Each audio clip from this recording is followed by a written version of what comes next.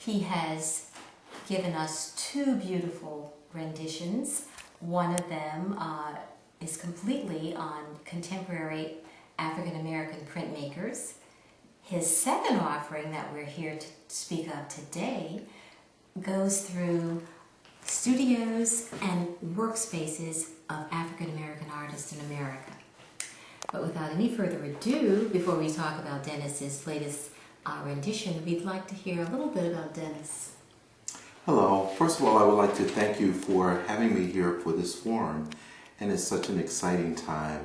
And I would like to tell you a little bit about myself. I'm a graduate of North Carolina Central University in 1976 with a degree in English, and also from North Carolina Central a master's degree in educational media. And about 8 years ago, I got a degree from American University in Washington, D.C. in public administration. So I'm very excited about my new offering, Studios and Workspaces of Black American Artists. And Joyce, it is such a pleasure to be here today. Oh, I can't begin to tell you how good it is to have you here. I was completely taken back by your first work on African American printmakers, because I think printmaking certainly is a mechanism to make art more affordable for the masses, because we know that each of us would love to have originals by Ramira Bearden or Benny Andrews, but when we look at those prices, it's not necessarily realistic. Well, as an art dealer, what I had to work with was educating my customers. And the book, for my first book, was a result of trying to educate people about art. And so it guides them through the process, and it tells them that purchasing prints is an economical way of establishing a collection. But I moved beyond that and decided to work with the studios. People knew the work, but they didn't know the faces. And so, Joyce, I tried to figure that out. And the book that we're now seeing with 84 artists is a result of that.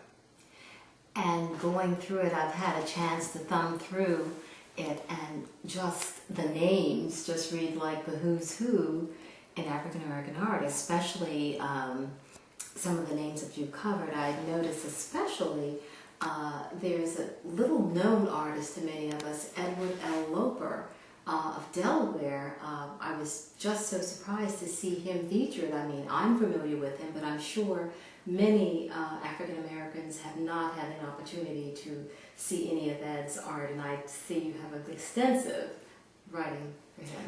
Well, Mr. Loper, in fact, was our first person we interviewed. We normally went into a studio and photographed for 3 hours, actually photographing the works and also doing an interview within that 3-hour period. And we go in and set up the camera equipment and do everything within 3 hours. And so I usually have like 500 words on each artist as you read. So that's a profile. And we're trying to give you a visual, a pictorial, environmental scan of what it is to be in the studio. And that's a very rare thing to do, to see an artist creating. Yes, it is. My husband and I we do the finished product for the artist, meaning helping them to find venues to show their art or to sell the art as such. But you're right, that is a rare opportunity to get into that studio, because you're sort of getting into that mind, that soul of the artist. Well, one of the unique things about this book is that we were doing a lot of cold calling, because the artists didn't know us, and we had to introduce ourselves, do everything within those 3 hours. In that short period of time. Once we got on the plane, we always travel on a Friday or a Saturday. And once we got off the plane in whatever city, we went directly to studios and we photographed the people that we had scheduled. And generally, that would be 4 to 5 artists in a particular city. How did you find your receptions?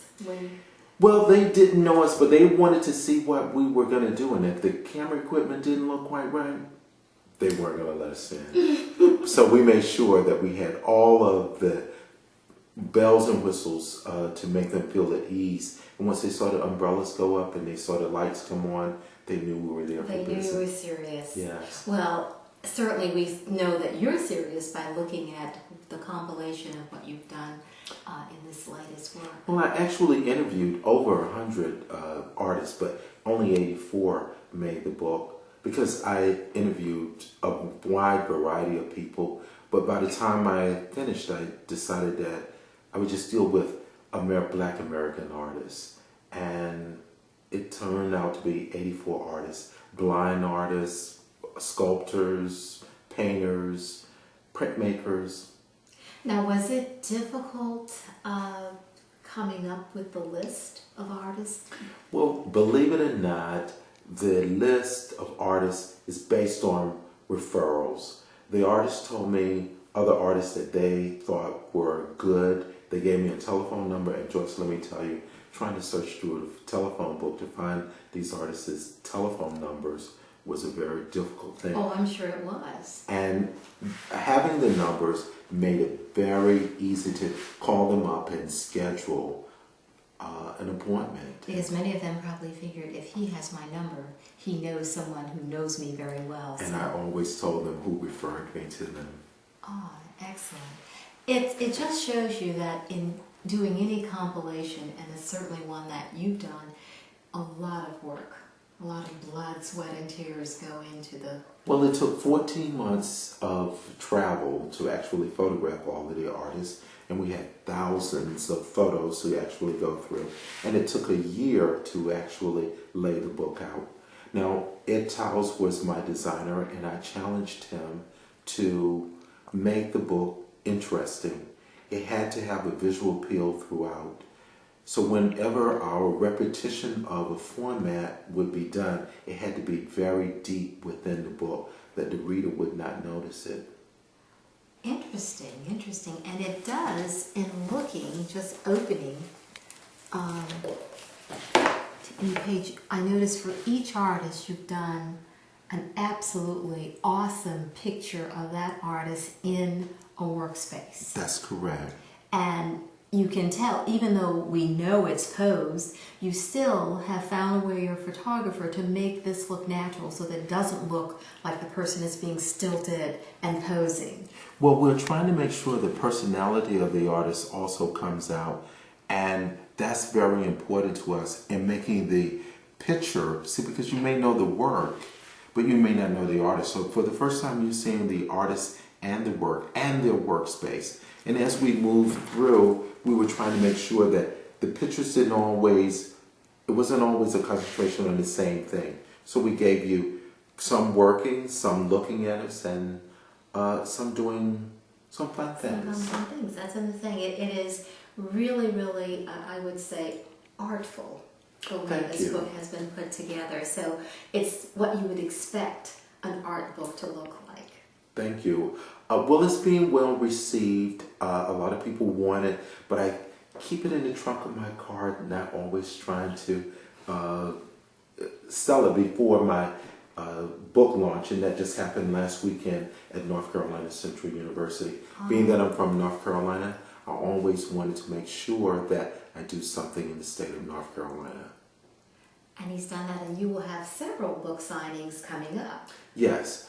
On November 28th, I'll be at Pyramid Atlantic in Silver Spring, Maryland. On December 12th, I'll be at the Sandy Webster Gallery in Philadelphia, Pennsylvania. And on December 13th, I'll be at the Millennium Art Salon here in Washington, D.C. Well, that will be several opportunities for you art lovers to get a copy of Dennis Forbes' latest book, Studios and Workspaces of Black American Artists.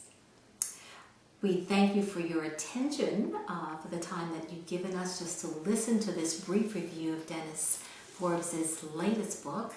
And of course, this is another offering from Art Connoisseurs. I'm Joyce Pascal Kilgore, and until the next time, be artful.